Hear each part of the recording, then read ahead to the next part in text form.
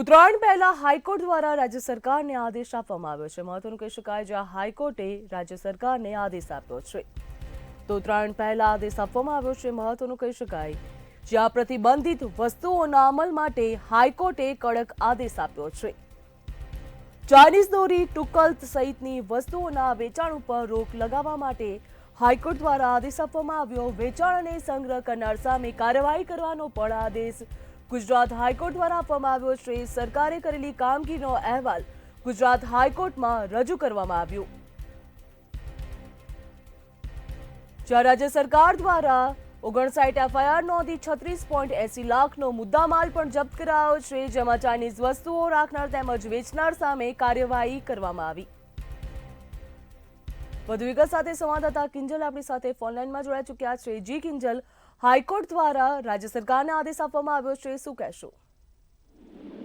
જી, હવે ઉત્તરાયણનો તહેવાર નજીક આવી રહ્યો છે તે પહેલા જે ઘણા એવા તત્વો હોય છે કે જે ચાઇનીઝ દોરી સાથે જ કાચ પાયેલી દોરી હોય છે તે ખરીદતા હોય છે, તેને લઈને હાઈકોર્ટ દ્વારા હવે કડક અમલવારી કરાવવા માટે આદેશ છે તે આદેશ આપવામાં આવ્યો છે।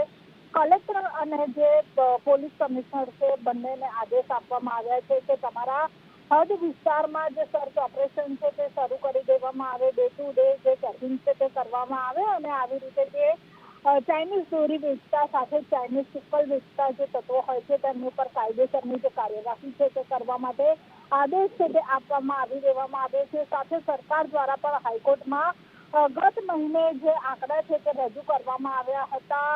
21 નવેમ્બરથી લઈને 10 ડિસેમ્બર સુધીના આંકડા છે તે સરકાર દ્વારા હાઈકોર્ટમાં રજૂ કરવામાં આવ્યા હતા, જેમાં સરકાર તરફથી કહેવામાં આવ્યું કે જે કાયદેસરની કાર્યવાહી છે તે કરવામાં આવી હતી અને તે દરમિયાન જે 59 જેટલી એફઆઈઆર છે તે નોંધીને 36.80 લાખ જેટલો જે મુદ્દા માલ છે તે જપ્ત કરવામાં આવે છે। સાથે સાથે હાઈકોર્ટ દ્વારા હજુ પણ જે કડક કાર્યવાહી કરવાની જે આદેશ છે તે આપવામાં આવે છે। સાથે સાથે જે કાચ પાયેલી જે દોરી હોય છે તેના ઉપર પણ સરકાર દ્વારા પ્રતિબંધ મૂકવામાં આવે છે। સાથે પ્લાસ્ટિક અને જે ચાઇનીઝ વસ્તુઓ વેચનારા અને ખરીદનારા બંને તત્વોની સામે કાયદેસરની કાર્યવાહી કરવા માટે સૂચના છે તે હાઈકોર્ટ તરફથી આપી દેવામાં આવી છે અને ડે ટુ ડે રિપોર્ટ કરવા માટે હાઈકોર્ટ તરફથી નિર્દેશ જારી કરાયા છે। જી કિંજલ, સમગ્ર વિગત બદલ આપનો આભાર।